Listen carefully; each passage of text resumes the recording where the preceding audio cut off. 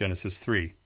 And the crafty tempter was more crafty than any beast of the field which Yahuah Elohim had made.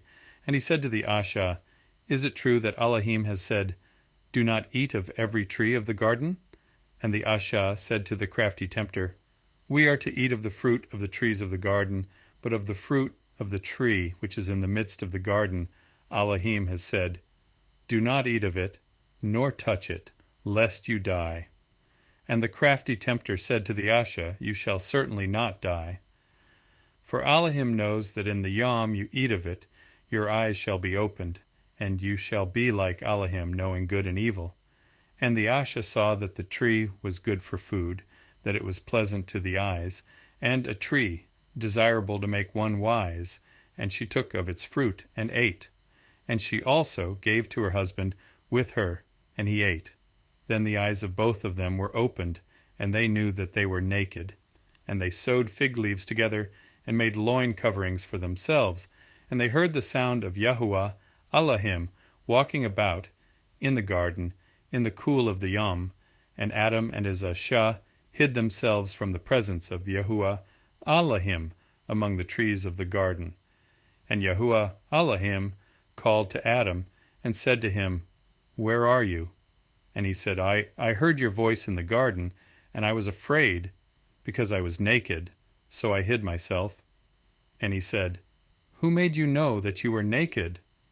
Have you eaten of the tree, of which I commanded you that you should not eat?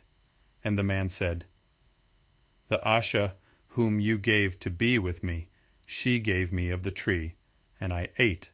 And Yahuah Elohim said to the Asha, What is this you have done? And the Asha said, The crafty tempter deceived me, and I ate.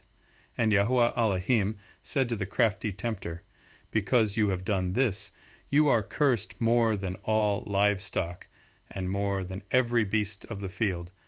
On your belly you are to go and eat dust all the yomim of your life. And I put enmity between you and the Asha, and between your seed and her seed. He shall crush your head, and you shall crush his heel. To the Asha he said, I greatly increase your sorrow and your conception. Bring forth children in pain, and your desire is for your husband, and he does rule over you. And to the man he said, Because you have listened to the voice of your Asha, and have eaten of the tree of which I commanded you, saying, Do not eat of it. Cursed is the ground because of you. In toil you are to eat of it all the yomim of your life, and the ground shall bring forth thorns and thistles for you, and you shall eat the plants of the field. By the sweat of your face you are to eat bread, until you return to the ground, for out of it you were taken. For dust you are, and to dust you return.